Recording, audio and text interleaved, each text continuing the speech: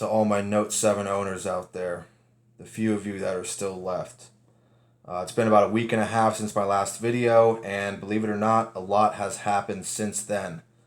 So we're just going to jump right into it. I normally start off these videos by telling you what the latest statistic is for how many phones are still out there. And I just read a report a couple days ago that, actually two reports, one said over 96% globally, and the other one said 97%. For the sake of the argument, we'll just go with 97%. So if you do the math, 97%, out of 2.5 million, 3% left to 2.5 million is 75,000. So there are roughly 75,000 Note 7s left in the world. The last report, I think I said 130. Before that, it was 300,000. Before that, it was 500,000. And before that, it was 1 million. So we are definitely, starting to trickle down here with how many of these phones are left. So I also read another report that said only 93% of the phones have been returned in the U.S. Now, why is it different in the U.S. than globally? Well, because our networks didn't block our IMEI like they did in just about every other country. So obviously that's going to allow us to still have more phones up and running than everybody else in the world. So let's just jump right into something else here. The return date for your phone has come and gone for everybody but I think Verizon. I think the return date for Verizon is the 30th. Now, I say the return date meaning for financial compensation.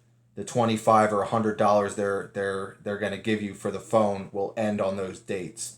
You can definitely, because it's a recalled item, they have to accept your return regardless. So you will always be able to return this phone at any point. But the bonus of turning in your phone and getting $100 to stick with Samsung's product or $25 for somebody else has ended for everyone but Verizon. I'm with Sprint.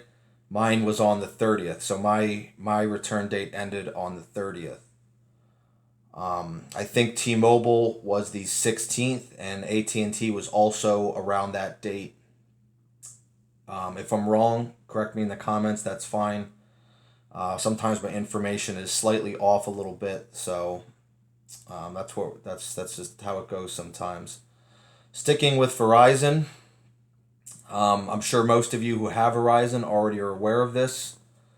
That they are claiming that they are going to be blocking outgoing calls.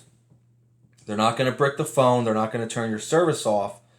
But when you go to try to make an outgoing call, it's going to redirect you to customer service, similar to as if you don't pay your bill and you try to make a call, it directs you to customer service. So apparently you'll still be able to text, you'll still be able to do incoming calls, and you'll still be able to do 911 emergency calls, but you won't be able to dial out. But there is a way around that, which I will go over with you in a minute. Now, the date for this is apparently the 30th. However, there's been a lot of controversy because some people have gotten messages on their phone saying the 26th, 6th. Some have gotten a message saying the 28th, and some have gotten a message saying the 30th. So a lot of Verizon people were upset, like, why is this information all over the map? The majority of the people that I heard from is it's going to happen on the 30th. And apparently there's been one report on the Rebels Facebook group that someone's calls have already been blocked. So I don't know if it's a state by state issue or a region by region. You know how Verizon has different corporate regions.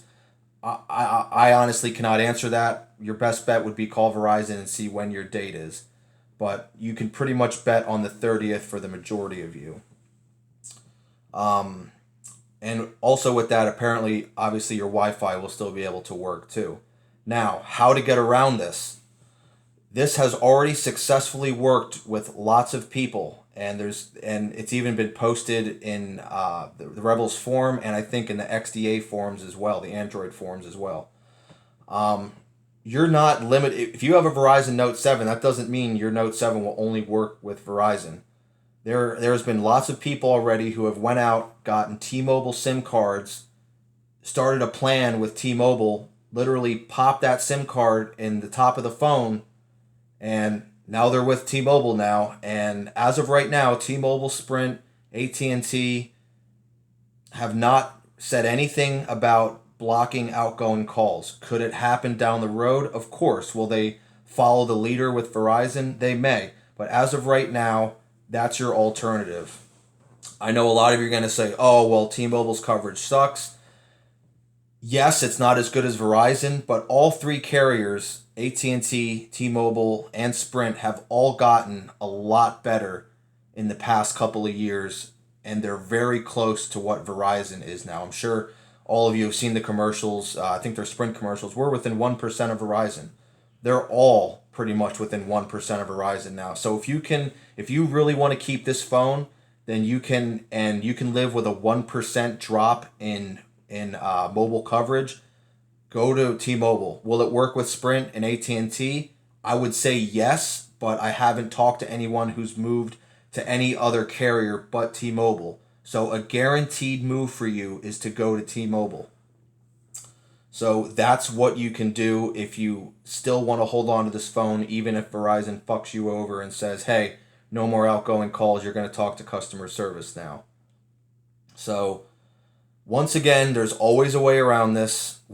These phones are still running fine. There's been no news of any more explosions, and we're going to get into why that is in a minute. Moving down the list here, Samsung, I believe 2 days ago, had a press conference, and they released their findings of what went wrong with the phone. And I also believe they had a second or a third party work alongside of them also with the investigation, so that they could have a second perspective on what went wrong. Jumping into this, there was early reports that the reason why the batteries were exploding in the phone is because the framework that holds the battery didn't give enough tolerance to the battery to fluctuate when it gets hot and cold. And I myself didn't buy that, because if there's a design flaw in the phone, I can guarantee you there would have been a lot more than 105, 130 cases of these phones blowing up out of 2.5 million. There would have been thousands and thousands of phones that would have caught fire, and it would have been an epidemic more than just a rare occurrence. So I didn't buy that, and apparently Samsung is saying that investigation that someone else did is proven to be false. And it's not true. Samsung is putting blame entirely on the battery. They're accepting fault for it, but more or less they're saying that the manufacturer they went through for the first run of batteries and the second run of batteries, they were the culprits for the reason. They said there was a quality control issue. That's what they're saying, a quality control issue. Now, with that being said, that means that not every single Note 7 is gonna, at one point down the line, catch fire or explode, as the media likes to say. That does not mean that means that there are little small batches of batteries that were produced that have this problem, which is why this whole thing from the beginning has been such a rare occurrence. Because there's little tiny batches of batteries out of the 2.5 million that were created. There's little tiny batches of batteries throughout manufacturing of them that had a flaw or a quality control issue to where it caused the phone to overheat and catch fire. That's what Samsung's saying. Now, you have the right not to believe them. You have the right to believe whatever you want. There's been plenty of people who have been saying from the get-go, oh, this was a virus attack. Could it have been a virus attack? Absolutely. Very hard to prove. There's even some people who went so far to say that it could have Apple launched the virus or Google launched the virus because Google is just getting into the cell phone game with their Pixel. Is that likely? Probably not. I mean, if there's any type of virus attack, it was probably done from a third party someone like anonymous, like like a group of hackers probably did it because I don't know, they're Apple fanboys and they were pissed off that Samsung just dropped still the best phone they made this year, and they were pissed off that such a good phone was coming out that their iPhone 7 or whatever phone they liked couldn't compete with it. Samsung still believes, and I still believe, and a lot of other people still believe that to date, this is still the best phone that was produced. You can't get them anymore, but it's still the best phone that was produced. The Pixel doesn't compare, the V20 doesn't compare, and the iPhone 7 definitely does not compare. The iPhone 7 has a couple strong points on the phone, but it's nowhere near what this phone is. And also, no other phone that I know of, I think LG had an old one a couple years ago, but that I know of has a built-in S Pen inside. So that's more or less what went on at the press conference as far as what their findings were and why they said these phones were catching fire. So you can choose to believe it or not. It's up to you. Now the next thing we're going to talk about is Samsung last night held a live Note 7 Q&A where apparently you could submit your questions through their forum through your Samsung account. You could submit questions to them and they were going to answer them. Now, I watched the entire video and they basically answered 6 questions, and the majority of the video was them saying, hey, we're really going to step up quality control here. Apparently they have some new 8-point safety check they're going to do that is going to ensure that there will never be an issue like this again. Whatever. Well, lithium ion batteries, I've said in previous videos, are extremely unstable.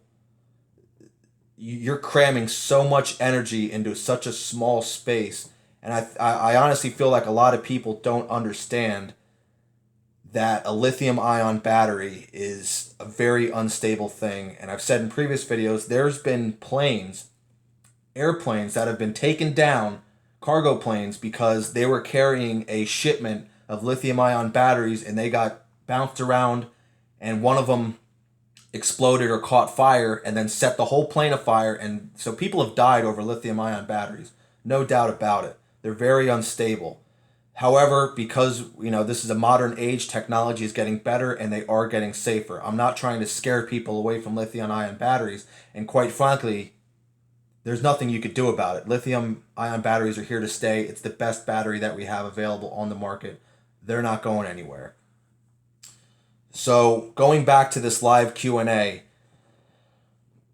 I wasn't happy with the questions they asked. I feel that all the questions were staged. I honestly don't think they were answering people's questions. The only question that they answered that I wanted to hear was the last question of the entire show, and that was, when's the Note 8 coming out, and are the Note 7 owners going to receive some form of discount? And I will play for you what Samsung said to that question, because more or less they said, we don't know yet. Maybe you'll get a discount or some type of incentive like a free watch or something, which they give away with every phone anyway. So me, in my opinion, I want at least a 40 or 50% discount off the Note 8. For me, that would do right. To me, the $100 or $25 they were offering was crap. But here it is, straight from the horse's mouth, what they said to the consumers about possibly receiving a discount. Consumers' confidence, and we're working to develop something that they'll be quite pleased with. Number one, as it relates to discounts and offers and incentives, we are actually looking at that. And we're not here to say what that is today, but what we are saying is that we have invited the consumers impacted by the Note 7 to join this forum. In exchange for that, we want to be able to provide them benefits. Some of that benefits becomes first look information, like we're sharing today. We're also considering what types of incentives that might follow for those consumers who are anxiously waiting for the next Note or the next S series. So that's pretty much their answer to you guys as to a discount. Now, I've already reported in previous videos that they're already giving a huge discount on the S8 or Note 8 in Korea. So to me, that's a huge insult. You're going to give your home country a discount, but you can't give the rest of us a discount. The US and European market is probably the largest consumer market for Samsung, and they're probably the ones who got screwed over the hardest. And you can't even offer a discount on the next Note 7? Come on, man. Ridiculous. You guys have lost so much money on this. I mean, what's a little bit more money to give a discount to the 2.5 million people who had this phone? I'm not happy with their answer. I thought it was a cop out. They said, "Oh, it's on the table. We're considering it." They would have made me happy if they would have said, "Yes, we are going to offer something. We don't know what it is yet, but we will offer you something." And in my opinion, they did not say that. They said, "Oh, we're considering it." So very, very disappointed with that. I was very disappointed with the whole thing. The live Q&A was 27 minutes long. 27 minutes. How many questions can you possibly answer in 27 minutes? They asked 6 questions. 6 questions, 5 of which were pre-written questions, probably by Samsung themselves. They claim that they were submitted by people, but they couldn't even give people's names. They're like, "Oh, this question's from Sarah in Tennessee. She wants to know how come this isn't going to happen again." I mean, totally just nonsense answers. And the only question that I cared about was the last one they asked that I just showed you. Now, Samsung also didn't publicly post that video out there. Jay from the Rebels had to go into someone's Samsung account who gave them their information and extract the video, and then he put it on YouTube so that other people could see what Samsung had to say about it. So if you want to watch that video, go on YouTube, Note7 Rebels, and the video will be there for you. It's 29 minutes long, so obviously it's not like a real Q&A like for example, CNN has their town halls. That shit lasts for like an hour and a half, and there's probably 20 or 30 questions asked, easy, if not more. So once again, I feel like Samsung is just trying to put a good public image out there, saying, "Oh, we answered your questions." Oh, it's all about public image to them. They don't care about the consumer, in my opinion. They don't care about the people who still are holding on to these phones. They don't care about the people who feel they have a right to keep these phones or get a discount for these phones. So, very, very upset with that whole Q&A thing. And honestly, I couldn't even watch it myself live when it happened, because when I tried to RSVP to watch it, they said that my Samsung account was invalid. And I know my Samsung account works. I have 2 Samsung tablets, 4 Samsung phones, and I know my username and password, and when I tried to RSVP through my email address, they said not valid. So maybe I was blacklisted from their shit. I don't know. But I had to wait till someone else, got the video online to watch it. But I watched it in its entirety. Very disappointed with it. I'm just repeating myself at this point. Real quick, with the forced updates, if you got hit with a 0% update, you're beat. As of right now, there is nothing you can do to come back from that. I'm sure people are working on something, but they basically, with the 0% update, took away the ability to communicate with your phone as far as re-downloading old firmware. There's no more working disabler apps that are available on the market. The Note7 Rebels disabler app should be out soon. I think they might have had an issue with developing it as far as getting it out from the due date we originally expected to get it out at. We also had to get certain licensing to produce the app, which took a little bit more time too. Otherwise, it wouldn't work correctly, so we had to get licensing. But that will be coming out shortly, so be prepared for that. If you have a working disabler app, don't touch it. Don't touch it. Let it go. Hide it in a folder somewhere for all I care. Don't touch the thing. If it works, you're not getting forced updates, let it go. Um, Pretty much that's just about it. On a side note here, I was contacted by a journalist from NBC News 2 days ago, and I gave her about a 20-minute interview. She asked me questions. I gave her some information. She was very nice, very professional. She said the article will be out in a couple of days. So I look forward to seeing what she wrote. She said that I helped um, humanize the story, because pretty much the media has only been reporting from Samsung's perspective and victims whose phones caught on fire, their perspective. They haven't talked to the people who are still refusing to turn in these phones, like myself. So that's just about it for now. If any other news comes out, I will make another video in probably about another week.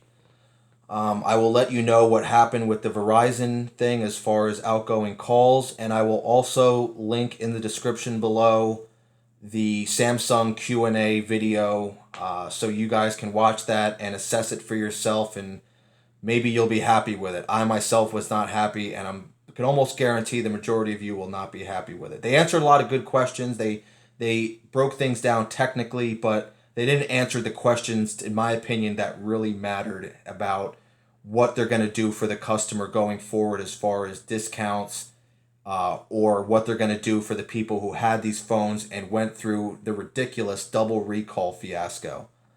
So that's it for now. Sorry for the long video. I will catch you guys on the next video. Thanks for watching. Please feel free to comment below. If you comment something nasty, like always, I'm going to most likely delete it, or I'll say something nasty back to you. Stay safe. Peace out.